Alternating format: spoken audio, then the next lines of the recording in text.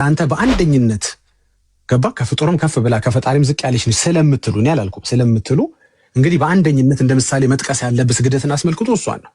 መላእክት ሲገለጥላት አልሰገደችም። ዮሐንስ ደግሞ መላእክት ሲገለጥለት ሰግዷል። ማን ነው ላንተ ትክክል? ለኔ ዮሐንስም ትክክል ነው፣ እመቤታችንም ትክክል ናት ለኔ። እና በአንድ ጉዳይ ላይ ሁለት ሰዎች ልክ ሊሆኑ ይችላሉ ማለት ነው። ሁለት ፍጡራን ልክ ሊሆኑ ይችላሉ። መላእክት ሲገለጥልህ ማሰግድበት ሁኔታ ከማርያም የተማርከው አለ። መላእክት ሲገለጥል ደግሞ መስገድ እንዳለበት ከዮሐንስ ተምርሃል። ኦርቶዶክስ መጽሐፍ ቅዱስና መጽሐፍ ቅዱስ ብቻ እንደምታመን ማን ነው በትንሽ የሚያደርገው? አይቶ ቪዲዮ ምናምን መብራት ሳይሆን ዝም ኖርማል ቮይስ። አይ በማስረጃ ነው የምናወራው። ምክንያቱም እኮ ምን ማስረጃ ላሳይ? የቤተ ክርስቲያኒቱን አቋም መግለጫ እኮ የሰጠችኝ መጽሐፍ ቅዱስ ነገርኩህ እኮ። አየዋሸህ ነው ውሸታም እንዳልልህ አንተ እውነተኛ መሆንህን በማስረጃ አሳየኝ። ምንም አይ መዋሸት ምናምን ሳይሆን እውነት የሆነውን ነገር ነው እኮ። እውነት መሆኑን በማስረጃ አሳየኝ። እኔ አንተን አላመንኩማ፣ ተጠራጠርኩኝ። ሰው አይደለሁ፣ ጠራጠራለሁ እኮ። ገባኝ። መጽሐፍ የሰጠችኝ ቤተክርስቲያን ለኔ የሰጠችኝ መጽሐፍ ቅዱስ ብላ አሁን ያስኩት እሱን አሳየኝ። ቤተክርስቲያን ይሄንን ነው የሰጠው ብላ የሰጠችን አሳየኝ። ኦኬ እሺ። እጅ ላይ ያለውን መጽሐፍ ቅዱስ እንዳታሳየኝ፣ እሱን ከገበያ ገዝተህ ነው። አረ ኖ፣ ጉባኤ ተማሪ ነኝ እኔ። የእግዚአብሔር አገልጋይ ነኝ። ጉባኤ ተማሪ ነህ? የእግዚአብሔር አገልጋይ ነኝ እኮ። ጉባኤ ተማሪ ነህ? ስለዚህ አይ ቆይ ካንተ ጋር ተው፣ ካሜራውን አጥፈው እንዳታበራው። የሰማንያ አሃዱን ዝርዝር ንገረኝ። የሰማንያ አንድ አሃዱ ዝርዝር። ጉባኤ ተማሪ አይደለህም። ጉባኤ ተማሪ 81 አሃዱ አይልም፣ ምክንያቱም ጸያፍ ቋንቋ ነው ይሄ። ጉባኤ ተማሪ ትንሽም ቢሆን ግዕዝ ያውቃል። አሁን ስንት ቁጥር እንደጠራህ ንገረኝ እስኪ። 81 አሃዱ ስትል ስንት ቁጥር ነው የጠራኸው? አልገባኝም። 81 አሃዱ ስንት ነው የሚሆነው ማለት? 81 አሃዱ ስንት ነው የሚሆነው ማለት? 82 ነው የሚሆነው። ስለዚህ ውሸት ቁጥር 2። ጉባኤ ተማሪ አይደለህም። ነኝ። ኧረ ነኝ እኔ። እሺ በድርቅና ነኝ ብሏል። ስለዚህ ሳይሆን እሺ አሁን 80 አሃዱን ንገረኝ። ዘፍጥረት ቀጥሎ ምንድን ነው? 81 አሃዱን ንገረኝ። አዎ ዘፍጥረት። እሺ የብሉይ ኪዳን የአዲስ ኪዳኑን ንገረኝ። አዲስ ኪዳን ማቴዎስ ማለት ከማቴዎስ ጀምሬ ነው። እሺ ንገረኝ። አዎ ማቴዎስ፣ ማርቆስ፣ ሉቃስ፣ ዮሐንስ። ዮሐንስ፣ ሐዋርያት፣ የጳውሎስ፣ ሮሜ አለ፣ ቆሮንቶስ አለ። እሺ የጳውሎስ 14 መልእክት እስከ ዕብራውያን ድረስ እሺ አለ። የዘርዘርኩ ነው። ኤፌሶን አለ፣ ፊልጶስ አለ። አይ ባትሪ ልቆጥብልህ ብዬ ነው። የጳውሎስ 14 መልእክት አሉ። እሺ ከዛስ በቃ የአዲስ ኪዳን እነዚህ ብቻ ናቸው? ኧረ አለ፣ ተሰሎንቄ አለ፣ ጢሞቴዎስ አለ። እሺ ቀጥሎስ? ዕብራውያን አለ፣ የጴጥሮስ መልእክት አለ፣ ዮሐንስ መልእክት አለ፣ የያዕቆብ መልእክት አለ፣ ይሁዳ። አይ ይሄ መዘርዘሩ እኮ አይደለም። አይ ዘርዝረው ጨረስክ እኮ። ልጨርስ ስትል ኧረ ጨረስክ። አይ ስልህ ይሁዳ ብለን ያቆምከው ይሁዳ ዮሐንስ ላይ አለ። እሺ በቃ እስከዚህ ያሉትን ነው የማውቃቸው። ከዛ በኋላስ በቃ ይሄ ነው 80 አሃዱ ውስጥ ያሉት? አረ ሙሉ ልዘርዝርልህ እንዴ? እንትን እያልኩ የጠራው የብሉይ ኪዳኑን ተው፣ የአዲስ ኪዳኑን ብቻ ንገረኝ እኮ። የአዲስ ኪዳን ንገረኝ። የጳውሎስ መልእክት ማለት ነው። እሺ የጳውሎስ መልእክት ነገርከኝ፣ የጴጥሮስንም ነገርከኝ፣ የዮሐንስንም ነገርከኝ፣ ይሁዳን ነገርከኝ። ያዕቆብን ብቻ ነው የዘለልከው። ያዕቆብን ጨምርና ቀጥል። ያዕቆብ አለ፣ የዮሐንስ ራእይ አለ። ከዛስ? እሺ እስከዚህ ባሉት በቃ ማቃቸው እነዚህ። ከዚህ በኋላ የላትም ቤተክርስቲያኒቱ? አላት እንዴ? ምንድን ነው ያላት እኮ? እኔ አላቅም። የማውቀው እስከዚህ ድረስ ነው። እዚህ በላይ እኔ አላቅም። አላቅም ጎበዝ ልጅ ነው የሚለው። አንተ ግን አላቅም አይደለም ያልከው። ቤተክርስቲያን የምትቀበለው ይህንን ነው። አሁን አንተ ያቀረብከው አዋልድ መጽሐፍ ነው፣ የመጽሐፍ ቅዱስ አካል አይደለም አልክ። አለማወቅህን ለድርቅና ተጠቀምክበት። ማለት አይ ለኔ የተነገረኝን ለኔ ያስተማሩኝን ነው የነገርኩህ። ያስተማሩህ እስከ ራዕይ ዮሐንስ ድረስ ነው? ራዕይ ዮሐንስ አይ አሁን ወደዚህ ሳይሆን እኮ የገባ ነው። አዋልድ መጽሐፍት ላይ ነው የነገሩኝ። የአዋልድ መጽሐፍት ስለ መጽሐፍ ቅዱስ ነው ያወራሁትኝ። አሁንም ራሱ ከመጽሐፍ ቅዱስ ውጭ ያሉት አዋልድ ናቸው ለእኔ የተነገረኝ። ይሄ አሁን እየሰማኸኝ ነው? እሺ እየሰማሁ ነው። ከመጽሐፍ ቅዱስ ውጭ ያሉት አዋልድ ናቸው። ልክ ነው። እኔ እሱን አልተቃወምኩም። አዋልድ ይባላሉ። አባታቸውን የማይመስሉ ልጆች ማለት ነው። አዋልድ አባታቸውን አይመስሉም፣ መጽሐፍ ቅዱስን አይመስሉም። ይመስላሉ። ከመጽሐፍ ቅዱስ እናወራለን፣ ችግር የለውም። እንዴት መጽሐፍ ቅዱስን እንደማይመስሉ በማስረጃ ማየት እንችላለን። ዲቃላ እንዴት እንደሆኑ፣ እንግዳ ልጆች እንዴት እንደሆኑ፣ ኢቨን የጎረቤት ልጆች እንኳን እንዴት እንዳልሆኑ እናያለን። ችግር የለውም። ግን መጽሐፍ ቅዱስ ብላ ቤተክርስቲያን የምታምነውን እንኳን ለመናገር ያልቻልክ የአብነት ተማሪ ነህ።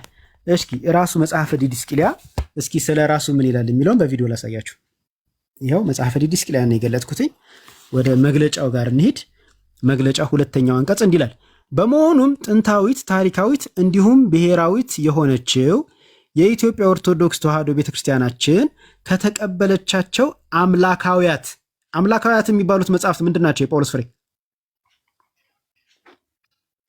እሺ ምንድን ናቸው? እሺ አትበለኝ። አላቅም። ጌታ ሆይ የአብነት ተማሪ ነህ ግን ነኝ ግን አላቅም። እሺ አብነት ሰፈር ይሆን ምናልባት ሊሆን ይችላል። ዳግዬ የአብነት ተማሪ ሆኖ አምላካውያት አያውቅም። 81 አሃዱ ይላል። እሺ ከተቀበለቻቸው አምላካውያት 80 ወአሃዱ ቅዱሳት መጽሐፍት ውስጥ 8ቱ የሕግና የሥርዓት መጽሐፍት በዝርዝር ሲገለጹ ይልና ሥርዓተ ጽዮን፣ ትእዛዝ፣ ግጽው፣ አብጥሊስ፣ አንደኛ መጽሐፈ ኪዳን፣ ሁለተኛ መጽሐፈ ኪዳን፣ ቀለሜንጦስ ይልና መጨረሻ ላይ ምን ይላል? የጳውሎስ ፍሬ ዲድስቅልያ በመባል ይታወቃሉ ይልና በዋቢነት የሚቀርበውም ለመጽሐፍት ቀኖናትስ ቀዳሚሆሙ እያለ ከመጽሐፈ ምንድነው ከፍትሐ ነገሥት ላይ ይጠቅስና ንባቡን ይቀጥላል። የፍትሐ ነገሥትን ዋቢ ያደርጋል። ፍትሐ ነገሥትን ስታውቀዋለህ? የጳውሎስ ፍሬ አላውቀውም። አታውቀውም? ኦኬ እሺ፣ እንደዚህ አስወርድህና ተማር። እሺ። አይ ምርጥ ጥያቄ እኮ አልመለስክልኝም። አልመለስልህም። ቤተክርስቲያንህን ሳታውቅ ምን እንደምትቀበል ምን እንደማትቀበል ሳታውቅ የአብነት ተማሪ ነኝ ብለህ እየቀጠፍክና እየዋሸህ ከዛ ደግሞ 81 አሃዱ እያልክ አምላካውያት የሚባሉትን መጽሐፍ ስም እንኳን ሳታውቅ ጊዜ ገደልኩኝ። እንደውም ቤካዬ ይቅር በለኝ ስላስወረድኩብህ። እንዴ ቴዳዬ ደግ አደረከው፣ አባክም ደግ አደረከው። ዳግሻዬ የምትለው አለ?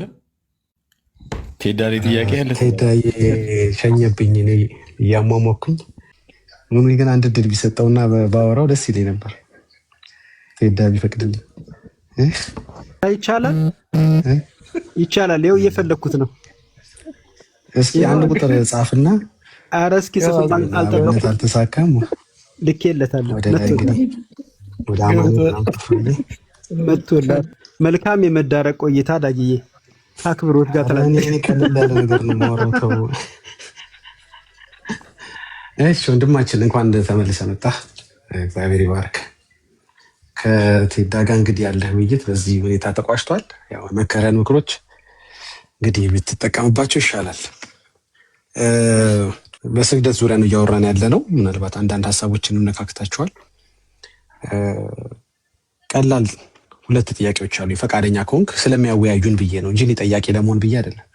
ስለዚህ ፈቃደኛ ከሆንክ ሁለት ቀለል ያሉ ጥያቄዎች አሉኝ፣ ግንዛቤ ይፈጥራሉ ብዬ ስላሰብኩ ነው። ከማርያምና ከቅድስት ድንግል ማርያም የተወደደችው እናታችን ብጽዕት ከሷና ከዮሐንስ ለመላኩ ከሰገደው ማለት ነው፣ ከሁለቱ ለአንተ ማን ይበልጥብሃል? በእግዚአብሔር ዘንድ ሁሉም በአንድ አይን ነው የሚታየው። እኔ ማየው እንደዛ ነው። ግን እኔ እንደኔ አረዳድ የእመቤታችን ያህል ቅድስና ያለው ሰው አለ ብዬ አላምንም። ኦኬ እሺ፣ የመጀመሪያውን ሀሳብን ነው የምገዛው። ሁለተኛ ያልከውን አይመለከተኝም። እሺ ስለዚህ ያው ያንተ ቤተክርስቲያን እንደምትናገረው ከፍጡር ከፍ ብላ ከፈጣሪ ዝቅ ያለች ነው የምትላት ማርያም ስትገልጻ።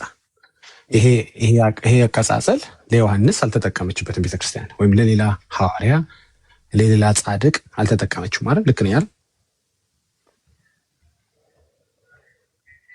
ልክ ነው የሚቤታችን ያለው የገነነ እንትን ያለው ይልም ግልጽ ነው በቃ። ስለዚህ አሁን በመናወራው ንግግር ውስጥ መቼም እንደሷ በአንደኝነት የሚጠቀስ ትምህርታዊ ነገር ያለው የለም። እሷ ያደረገችው ነው እንግዲህ ማለት ነው ለአንተ የበለጠ ፕራዮሪቲ የምትሰጠው። አብርሃም አትለኝም፣ ኢያሱ አትለኝም፣ ሎጥ አትለኝም፣ ዮሐንስ አትለኝም፣ እከሌ ከሊት አትለኝም። ምክንያቱም በአንተ ቤት ገባ እኛ ጋር ሁሉም ሰው እኩል ነው። ሁሉም በእግዚአብሔር አምሳል የተፈጠረ ነው። በጣም ነው የምንወዳት የምናከብራት። ግን ማንም ከማንም የተለየ ነው ብለን አናምንም። ግን አንተ ቤት በዛ አይነት መጠን ክብር አከብራታለሁ ስለምትል አሁን እሷን መስበት ይገድድብሃል። እሷ ያደረገችውን ማድረግ ይጠበቅብሃል። ማርያም ለመላክ አልሰገደችም። አንተ ከማርያም በልጠህ ነው ለመላክ የምትሰግደው።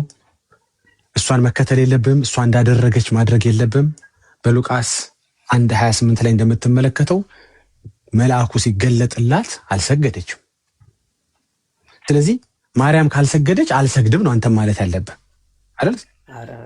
ማለቴ መውደድና እሱ የሚያደርገውን አደርጋለሁ ማለት እኮ አይገናኝም። ስለዚህ ማርያም ከምታደርገው የተለየ ነው አንተ የምታደርገው ማለት ነው። በወዳትም ድርጊቶቼ ግን እሷን አይመስሉም እያልከኝ ነው ሳይሆን እሷም ማለቴ ስህተት የሆነ ድርጊት እንደማታደርግ ግልጽ የሆነ ነገር ነው። ዮሐንስ ስህተት የሆነ ነገር ሊያደርግ ይችላል? ዮሐንስ አይሳሳትም። እንዴት ሊሳሳት ይችላል? ዮሐንስ ሊሳሳት አይችልም አይደል? አላቅም ብቻ ሰው ነው። ሰው እስከሆነ ድረስ የሆነ ስህተት ሊመጣ ይችላል። እርግጥ ነው ግን እሺ እሷስ ትሳሳታለች? እሱ ሰው ስለሆነ ሊሳሳት ይችላል። እሷስ ትሳሳታለች? ትሳሳታለች ወይም አትሳሳትም ማለት አልችልም። ግን ለማርያም ጨከንክ?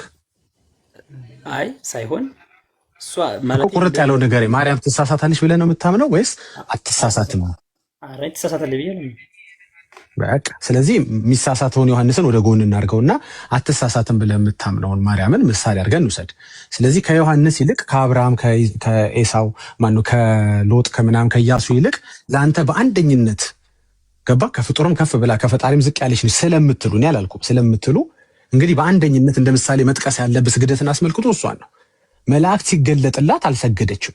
ዮሐንስ ደግሞ መላእክት ሲገለጥለት ሰግዷል። ማን ነው ለአንተ ትክክል?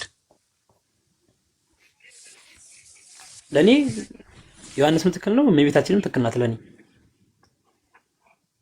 ትንሽ አስተያየት አታደርግም እኮ? አይ ያው ምን ማለት እንደማልፈልግ መሰለህ፣ እሷ ያልሰገደችበት ወይም የሆነ ፕሮባቢሊቲ ሊኖር ይችላል ማለት እሷ ዮሐንስ ሰግዷል። እሺ እመቤታችን መልአኩ ገብርኤል መቶ ሲያበስራት አልሰገደችም። እርግጥ ነው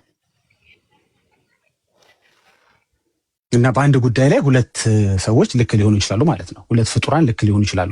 አንደኛው ፍጡርም አይደለም የምትሏት ከፍጡርም ከፍ ብላ ከፈጣሪ ዝቅ ያለችዋም ፍጡሩም እኩል ናቸው ብላችሁ ነው የምታምኑት ማለት ነው። በአንድ ጉዳይ ላይ ሁለት ነገር አለ ማለት ነው። መላእክት ሲገለጥልህ የማትሰግድበት ሁኔታ ከማርያም የተማርከው አለ። መላእክት ሲገለጥልህ ደግሞ መስገድ እንዳለበት ከዮሐንስ ተምርሃል።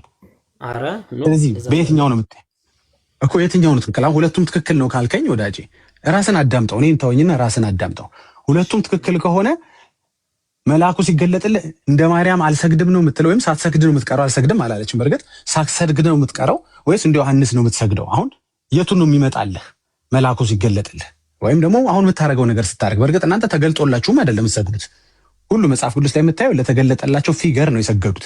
እሱን ተው፣ በኋላ እናወራዋለን። አንተ ሳይገለጥልህ ነው ጭራሽ የምትሰግደው። እሺ ተገለጠልን በል። እንደ ማርያም ነው የማትሰግደው ወይስ እንደ ዮሐንስ ነው የምትሰግደው?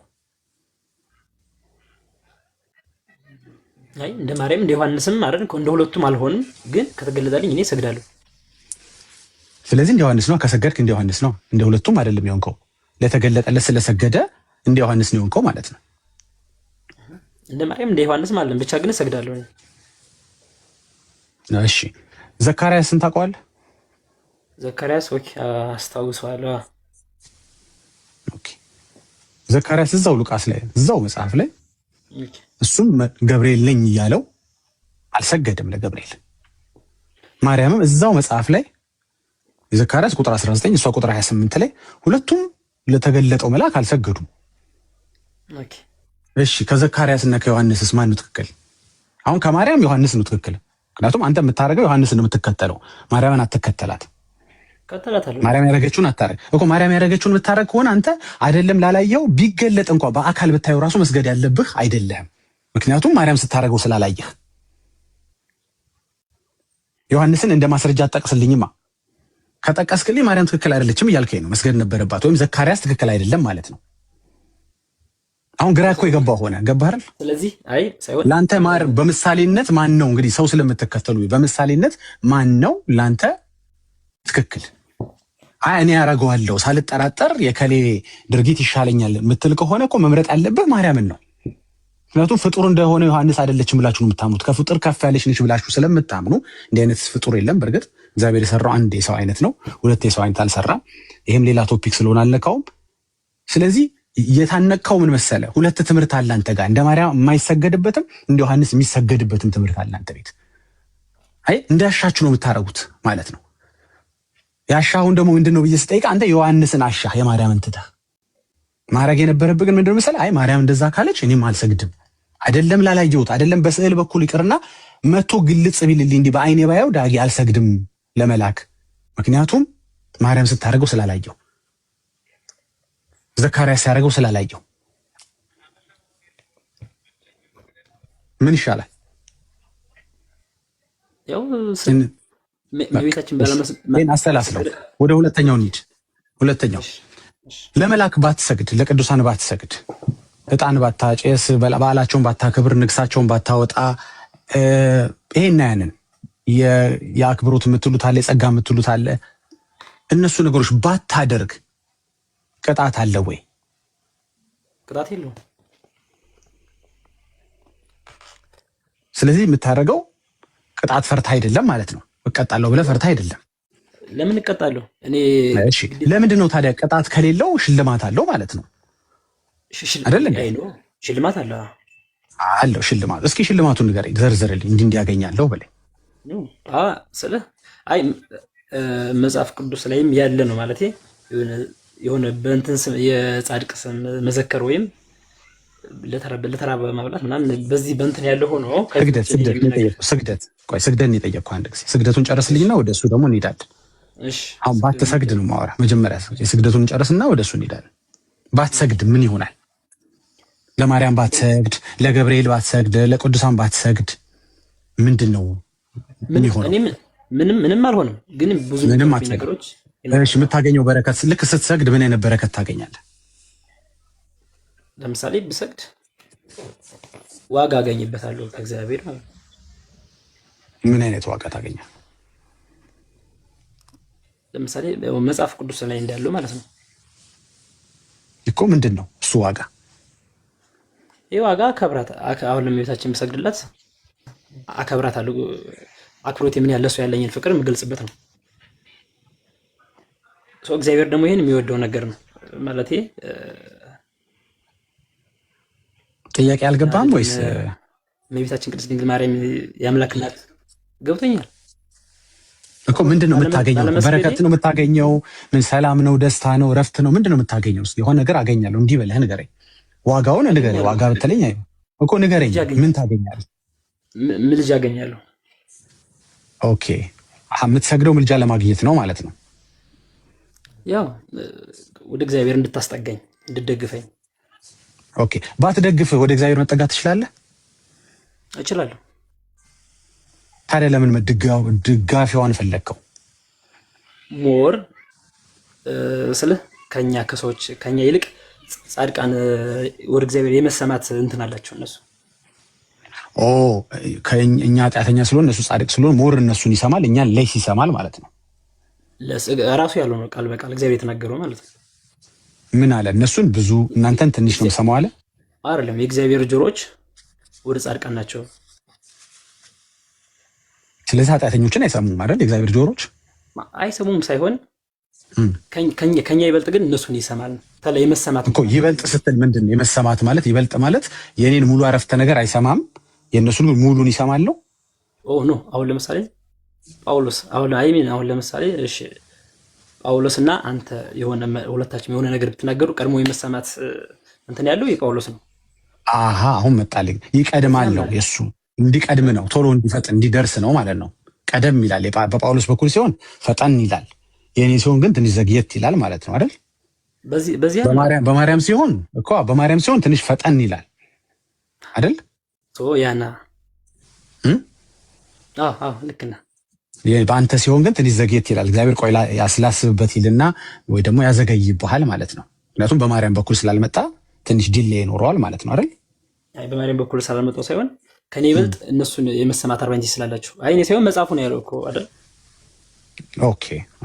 ስለዚህ አንድ ኃጢአተኛ ቢጮህ አንድ ጻድቅ የጮኸውን ያህል አይደለም የሆነው ማለት ነው። ፍጥነቱ የጻድቁን ቶሎ ይሰማና እግዚአብሔር የዛኛው ቀስ ብሎ የሚሰማው ማለት ነው እኮ። ቶሎ የመሰማት አድቫንቴጅ ያላቸው ከኛ ይበልጥ ለእግዚአብሔር ቅርብ የሆኑት። ኦኬ። አንተ ወደ ማርያም ስትጸልይ እግዚአብሔር እየሰማ ነው ወይስ እየሰማ አይደለም? ወደ ማርያም ስትጸልይ ይሰማን። እግዚአብሔር እኮ በሁሉም ቦታ የሞላ ነው። ስለዚህ የሰማውን ነገር ነው እንደገና ከማርያም ይሰማው ማለት ነው። አንተ ወደ ማርያም ስትጸልይ እየሰማ ነው፣ በሁሉ ቦታ ስላለ ሁሉን ስለሚሰማ የሰማውን ነገር መልሳ ማርያም ትሰማዋለች፣ ትነግረዋለች። የሰማውን ነገር ቅድም እኮ ወደ ማርያም ስትጸልይ የሰማውን ነገር እሷ ሄዳ ትነግረዋለች ደግማ ማለት ነው። እውነት ነው ማለት ስልህ ምን ልፈልግ መሰለህ? እኔ አሁን ያልኩህ ልድገምልህ፣ አልገባህም? አንተ ወደ ማርያም ስትጸልይ እሱ በሁሉ ስፍራ የሚገኝ ስለሆነ ሁሉን በአንድ ጊዜ ማድመጥ ስለሚችል ወደ ማርያም እየጸለይክ ይሰማሃል። እሱ ይሰማል። በጣም ጥሩ።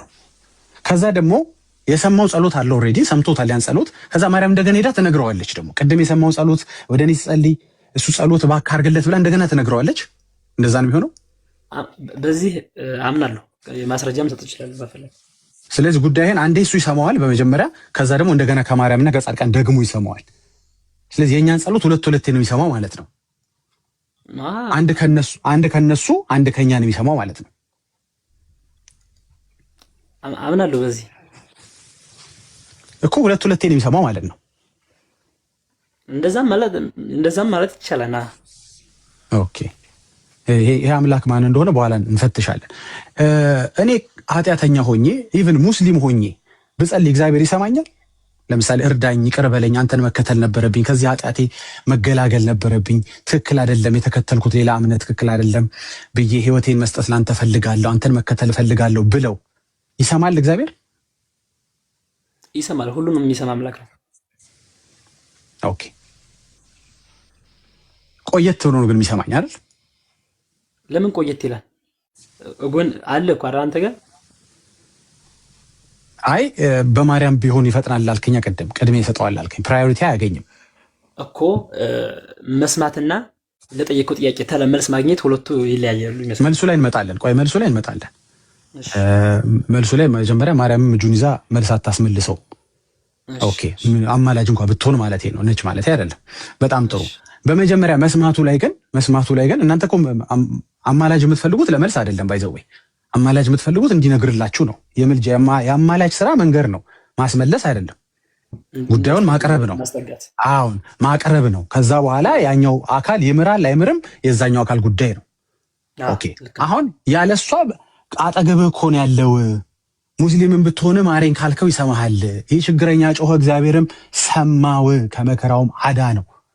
ችግረኞችን ይሰማል ማለት ነው። ጻድቃኖችን ብቻ አይደለም ማለት ነው። ጆሮቹ ወደ ጻድቃኖች ብቻ ሳይሆን ጆሮቹ ወደ ኃጢአተኞችም ነው ማለት ነው። ይሰማቸዋል ማለት ነው። ኃጢአተኞችንም ይሰማል። ግን ይቅርታ አድርግልኝና መጽሐፍ ቅዱሱ ላይ የእግዚአብሔር ጆሮች ወደ ጻድቃን ናቸው የሚለው። ስለዚህ ሁለቱ ይለያያል። መስማትና ያንን ነገር ልትጠይቀው ጥያቄ ተለመመለስ ሁለቱ አንድ አይደለም ብዬ ነው የማምነው። መመለስ ላይ እንመጣለን አልኩ እኮ። መመለስ ላይ ያን አማላጅ ያስገባው ልታስመልስ አይደለም ልታስነግር ነው። እንመጣለን መመለስ ላይ። መጀመሪያ መስማቱ ላይ ግን ያለ ማርያም ይሰማሃል ማለት ነው። አይደለም ክርስቲያኑና ክርስቲያን ሳትሆን እስላም ሆነህ ራሱ ይቅር በለኝ ብትል ይሰማሃል እግዚአብሔር። ኖ በማርያም በኩል አይልም። ስለዚህ አማላጅ ያስፈልገውም ሰው ማለት ነው። ምልጃ የሚያስፈልገው ለምንድን ነው? ለመታረቅ ወይም ደግሞ ለማስጠጋት አይደል? ለመታረቅ እንደፈለግ ለማስጠጋት በለው ምንም ችግር የለውም። ትክክለኛ ቤተክርስቲያን ኦኬ፣ ለመታረቅ በጣም ጥሩ። የቤተክርስቲያን ትርጓሜ ለመታረቅ ሚል አሳያለሁ ከፈለግ። እሺ ለመታረቅ ለማስታረቅ። ያለ ማርያም መታረቅ ትችላለህ አትችልም? ከማን ጋር? ከክርስቶስ ጋር? አዎ ከራሱም ጋር ከአብም ጋር እችላለሁ። ምን ጥያቄ አለው? ስለዚህ አማላጅ አያስፈልግም ማለት ነው እኮ። አሁን እኮ የሁለቱ ትርጉም ከክርስቶስ ጋር ያለ ማንም እንትን መታረቅ እችላለሁ። ግልጽ ነው ይሄ። ስለዚህ አማላጅ አያስፈልግም ማለት ነው። እሱ ደግሞ ከአብ ጋር ያስታርቃል። ኢየሱስ ያስታርቀኛል። አይ ነው። ስለዚህ አያስፈልግማ። ሌላ ሰው አያስፈልግም። በቃ እኮ ሌላ ሰው የፈለኩበት የኔ አመለካከቴ ማለት ያው ለምሳሌ ለጠየቁት ጥያቄ ተለመልስ ለማግኘት ምክንያቱም ከኔ ይበልጥ ጻድቃንን ስለሚሰማ ከኛ አስፈልጦ ማለት ነው። ሞር አይ እንደማይሰማ እኮ ነገር ከአንተ አስፈልጦ እንደማይሰማማ እኩል ይሰማል። አጠገብህ እኮ ነው ያለው አልከኝ። ሁሉም ቦታ ነው ያለው። ገባ? የኃጢአቱንም ይሰማል፣ የኃጢአተኛውንም ይሰማል፣ የጻድቁንም እኩል ይሰማል። ገባ? ያኛው ኔትወርክ ይዞት የዚህኛው ፈጥኖ አይደርስም እሱ ጋር። እንደዚህ አይነት ነገሮችን ህሊና ያውቀዋል። አትልፋ። ይሄን ታውቀዋለህ እኮ ሐሳብ አይ ሳይሆን ሐሳብ ያልተረዳውም ይሰማል ስልህ ሁለት አይነት ትርጉም ስላለው ነው ይሰማል የሚለው ነገር ማለት ነው። ምን ማለት ነው? እስኪ ንገረኝ። ይሰማል መለሱ አይሻልም? ጳውሎስ ወደ ይሰማል። ቆይ ነው ርዕሱ ላይ ነን ያለ ነው። ርዕሱ ላይ ሚዩት አድርገው የኔ ጌታ፣ ሚዩት አድርገው። ለአሁን ሚዩት አድርጌ ያለሁኝ። ከአሁን ወዲያ ደግሞ አስወርጅህ። እሺ የኔ ጌታ ችግር የለም። ይውረድና ቀጥል። እሺ ቀጥል። ይሰማል ስልህ ሁለት አይነት ነው አልከኝ። እስኪ ንገረኝ ወዳጅ። ይሰማል፣ ሁሉንም ይሰማል። እሺ ሁሉንም ይሰማል ማለት ለሁሉም የለመኑት ወይም ያሰቡትን ነገር እኩል ይስጣቸዋል ማለት አይደለም።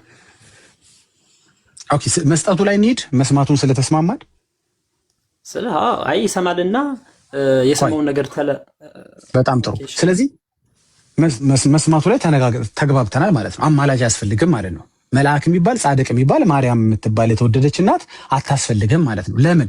ሙስሊም ሆነ እንኳን ይቀርብ። ቆይ አይ አሁን በተናገርከው እውነት ነው እኮ የምልህ። መልሰህ መካድ ትችላለህ። በተናገርከው እውነት ግን ወደ ማርያም ስትጸልይ የሚሰማ ከሆነ ወደ ማርያም መጸለይ አያስፈልግም ማለት ነው። ቀጥታ ወደ እግዚአብሔር መጸለይ ትችላለህ ማለት ነው። አዎ ብለኸኛል። እንደገና ሐሳብን ካልቀየርክ ሙስሊም እንኳን ሆነ ይቅር በለኝ ብለህ ብትጸልይ ይሰማሃል ማለት ነው። ይሰማኛል። በቃ ያለ ማርያም ማለት ነው። ማርያም የማርያም ምልጃ ሳይጠቀም አንድ ሙስሊም ከእግዚአብሔር ጋር መታረቅ ይችላል ማለት ነው። ገብቷል? ይቅር በለኝ ቢል በጣም ጥሩ። ስለዚህ አማላጆች በጠቅላላ ዳር ያዙ ማለት ነው። እስከዛሬ መሀል ገብተው እኔ ነኝ የማፈጥንልህ እኔ ነኝ የማደርስልህ ሲሉ ነበሩ። በጠቅላላ ዳር ያዙ። አሁን አንተ ልትመልሳቸው የፈለከው ደግሞ ግን አስፈጥነው ያስመልሳሉ። ምላሽ ላይ ግን የነሱ መኖር ጥሩ ነው እያልከኝ ነው። ግን የመጀመሪያውን ጨርሰናል። ምላሽ ላይ የነሱ መኖር ማድረስ ላይ ግን የሉም ማለት ነው። አሁን የማድረስን አስወገድን ወይ እመጣልሃለሁ። ምላሽ ላይ ችግር የለም። ማድረስ ላይ ማስታረቅ ላይ ማሳሰብ ላይ በጠቅላላ ዳር ይዘዋል ማለት ነው። አማላጅ አያስፈልግም ማለት ነው። ገባ? አማላጃችን እኛ ኢየሱስ ነው የምንለው፣ አስታራቃችን ኢየሱስ ነው የምንለው፣ ሌላ መካከለኛ አያስፈልገንም የምንለው መጽሐፍ ቅዱስ አንደኛ ጢሞቴዎስ ላይ ሲናገር አንድ አለና እንጂ 10 አሉና የማይለው ለዚህ ነው ማለት ነው። አንዱ በቂ ነው ማለት ነው። ገባ? አንዱ የማያደርገው እሱ ቢዚ ሲሆን እሱን ተክተው የሚሰሩ አንዳንድ ጉዳዮች ሲሆኑ ደግሞ ለሌሎች ዴሊጌት ያደረገው አሳልፎ የሰጠው ጉዳይ የለም ማለት ነው። ሙስሊሙም ሲጮህ፣ ችግረኛውም ሲጮህ፣ ክርስቲያኑም ሲጮህ ይሰማል ማለት ነው። እሱ ያለ አማላጅ ይሰማል። ኦኬ አማላጁ ዳር ያዘ፣ በጠቅላላ አማላጅ ዳር ያዘ ማለት ነው። ስለዚህ አማላጅ አያስፈልግም ማለት ነው። እስካሁን አማላጅ ሲሉ የነበሩ በጠቅላላ ገብቷል። ምን ሲሆኑ መሀል እንደገቡ መመርመር ይኖርብሃል። ለምን እንዳስገባቸው በህይወት ገባ? በጣም የሚገርመው ከአንተ ጋር ቴዲ እያወራሁ ቴዲ ብዬ ብጣራ ለቴዲ ንገርልኝ ብልህ አያስቅም? ቴዲ እኮ እየሰማ ነው። ቴዲ ነው ምን በለው መሰለህ አንድ ጊዜ እባክህ ቴዲዬ ደውልልኝ በለው ብልህ አሁን እዚህ ቤት ውስጥ ማለት ነው እዚህ ሩም ውስጥ ይሄ ቀልድ አይደለም ወይ ነው ብልህ እየሰማ እኮ ነው። ለቴዲ ንገርልኝ ምን ማለት ነው? ቴዲ እየሰማ ቴዲ ባይኖር ጥሩ ነው። አንተ እኮ ከቴዲ ጋር ቴዲ ባይሰማ ጥሩ ነው። ቆይ እኔ ጌታ ለምሳሌ እኔና ቴዲ ተጣልተናል ልበልህ። እኔና ቴዲ ተጣልተናል፣ እዚህ ሩም ውስጥ ተገናኘን። እሺ እኔ አሁን ምን እልሃለሁ መሰለህ ከቴዲ ጋር መታረቅ እፈልጋለሁ አስታርቀኝ አልኩህ ለምሳሌ። ኦኬ እሺ ቴዲ ይሰማኛል እንደዚህ ስል እዚህ ሩም ውስጥ አብሮ ካለ ይሰማሃል። በቃ በጣም ጥሩ ነው። አንተ ቅዱሳን ከምትላቸው ጋር እግዚአብሔር አብሮ አለ የለም? አለ። በቃ ስለዚህ ራስህ እኮ መለስከው ወዳጅ። አብሮ ካለ አልከኝ እኮ። አሁን እኮ አብሮ የለም መሰለኝ ከእናንተ ቅዱሳን ጋር እግዚአብሔር። እሱን እንግዲህ አላውቅም። አሁን ሌላ ነገር አስታወስከኝ። በቃ አብሮ ከሌለ በስተቀረ አብሮ አለ የምትለኝ ከሆነ አብሯቸው ላለው ገባ ለሱ ቀጥታ መንገድ እየቻልኩኝ ለምንድን ነው ዙሪያ ጥምጥም የሚሄደው? ምክንያቱም እንደምታውቀው በምድራችን ላይ ገባ መሀል ላይ ኮሚሽንም መጠቀም የሚችለው ደላላው ገባ መሀል ላይ ሲገባ ነው። መሀል ላይ ካልገባማ ገዢና ሻጭ ከተገናኙማ አይሆንም። ገባ አሁን የደላላዎችን ዞር ማድረግ አለብህ። ይቅርታ እንደዚህ ስጠራቸው ገባ እነዚህ ግብር የሚቀበሉ ምንድነው ዕጣን የሚቀበሉ ጧፍ የሚቀበሉ ሻማ የሚቀበሉ ምናምኖችን ዞር አድርግና ያለ ዕጣን ያለ ሻማ ያለ ዝክር ያለ ምን ቀጥታ ቴዲን ማናገር የምችል ከሆነ አያስፈልጉኝም እነሱ ማለት ነው። እሺ አንድ ጥያቄ ልጠይቅህ።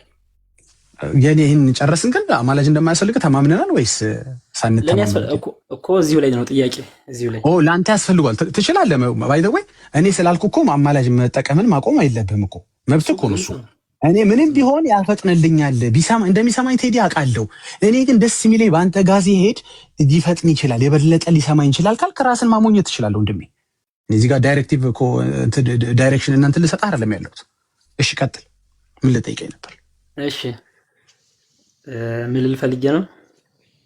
አሁን በምልጃ በኩል ስለ ምልጃ እኔ በዚህ አምናለሁ። ክርስቶስ አንድ ጊዜ ባፈሰሰልኝ ደም ይሄ ነው ለኔ አማላጅ ኢየሱስ ክርስቶስ ነው። አንዴ በጣም ይቅርታ ምልጃ ጋውስ ገብተናል። ቀጥል። እንዲገባው ቀደም የገባውም ሌሎችም እንዲገባቸው እንዴ ርዕሱን ለቀቃችሁ እንዳይሉ በደዚህ የመጣ ነው። ባትሰግድ ምን ትሆናለህ? ምልጃቸውን ባትጠቀም ምን ትሆናለህ? ኤኒቲንግ ከፍጡር ጋር የምታደርገውን ነገር ባታደርግ ምን ትሆናለህ የሚል ሐሳብ ነው ወደዚህ ያመጣንሽ። አንተም በጣም እንዳትርቅ ብዬ ነው። መቀጠል ትችላለህ የጀመርከውን ሐሳብ፣ እሱን ላስጠፋ አይደለም። ስለዚህ እነዚህ ሁሉ ነገሮች ለሰው የምትሰግዳቸው ኢቭን እንኳን ጥቅስ እንኳን ብታገኝላቸው ነው የምልህ ብታገኝላቸው አንተ በምትለው አውድ አይደለም የተፈታው። እሺ ሐሳብን ጨርስ። ሌሎችም እንዲገባቸው ስለፈለኩ ነው እንጂ ከርዕሱ እያራቅን አይደለም። ቀጥል። ኦኬ ያው ባለመስገድ የማጣው ጸጋ አለኝ ከኔ እኔ ምን የሚባል ጸጋ ታጣለህ? እስኪ ንገረኝ። አው ለምሳሌ መባረክ የሚባል አለ። ለምሳሌ መባረክ ማለት በህይወቴ ምድር ላይ ያሉ በህይወቴ የማገኛቸው ጥቅም አሉ። እስኪ አንድ የበረከት አይነት ጥራልኝ። እስኪ ለምሳሌ አንድ ጥራልኝ። ለምሳሌ ምን ልጥራልሽ? በልጅ መባረክ፣ በሀብት መባረክ፣ በቃ ማንኛውም። ኦኬ እነዚህን ታጣቸዋለህ አይደለ? በእነሱ በኩል ባይሆን አይደል? ወደ እነሱ ባትጸልይ አጣቸዋለሁ ሳይሆን አገኛለሁ። ታገኛለህ። በጣም ጥሩ። ይሄንንስ ከእግዚአብሔር ታገኛለህ? ለምሳሌ ሀብት ቢሆን ከእግዚአብሔር ታገኛለህ? አገኛለሁ። አዎ። ግን የእነሱ ለየት ይላል አይደለ? የጻድቃኖቹ ለየት ያለ ሀብት ነው። ለምን ይለያል ማለት? ከእግዚአብሔር የበለጠ ነገር አለ ማለት እኮ አይደለም። በቃ መለስከው፣ ጨረስን። እኛ የምንለው እሱን ነው። የተለየ በረከት የሚባርከኝ የለም። እንደው ቢችል እንኳን እኛ ይችላልም ብለን አናምን፣ ቢባርካሉ ብለን አናምንም። ገባ? ፍጹም ስጦታ በጎ በረከት ማነው? በጎ ስጦታ ፍጹም በረከት ከብርሃን አባት ነው የሚለው እንጂ ከሰዎች ነው አይልም፣ ከፍጡራን ነው አይልም። እንደው ይባርካሉ እንኳን ብለን ብናስብ ከእግዚአብሔር የተለየ ነገር ስለማይባርኩን ገባ? እግዚአብሔር ባርኮን የጎደለውን እነሱ የሚሞሉት ነገር ስለሌለ አያስፈልገኝም። የነሱ በረከት የነሱ ምልጃ አያስፈልገኝም። ገባ አይደል? በረከት ይደርብ ስትለኝ እነሱን አይደርብኝ አልፈልግም። እግዚአብሔር ባርኮኝ የጎደለኝ ነገር የለማ። ገባ? እግዚአብሔር ከሚሰጠው የተለየ ከማርያም ደግሞ የምቀበለው እንትን የሚባል በረከት የለም። አለ ካልከኝ አስታውሰኝ እስኪ ንገረኝ። ይሄኛው ከማርያም ብቻ የሚገኝ ነው፣ ይሄ ደግሞ ከእግዚአብሔር የሚገኝ ነው፣ ለዚህ ነው ብለህ እስቲ አርመኝ።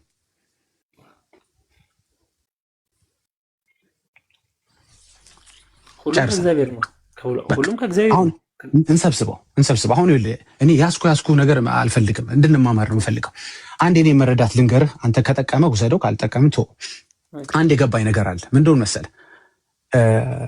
ባትሰግድ ከ1 እስከ 30 ዝክር ባታረግ ንግስ ባታወጣ ምን ባትል ምንም የሚሆን ነገር የለም። በህይወት ምንም ቅጣት የለም። ይሄን አንተም ብለኸኛል፣ አመሰግናለሁ። ኦኬ ቅጣት ከሌለ ወይ በረከት አለ ማለት ነው። እንግዲህ በረከት ካልከኝ ውስጥ 3 4 5 ብንዘረዝር እንደዛን በረከቶችና ከዛም በላይ በብዙ እጥፍ ደግሞ የሚባርክ እግዚአብሔር ቤቴ አለ። እሱን ተቀብያለሁ፣ እሱን እከተላለሁ። ማንም ሰው ከእግዚአብሔር የበለጠ የማይባርከኝ ከሆነ አልፈልገውም ያንን ሰውዬ። ወይ ከእግዚአብሔር የበለጠ መባረክ አለበት፣ ወይ ከእግዚአብሔር የተለየ መባረክ አለበት። ገባ? እግዚአብሔር የማይሰጠኝን አይነት ነገሮች የሚሰጠኝ ሰውዬ መሆን አለበት፣ ወይ ቅዱስ መሆን አለበት። ገባ?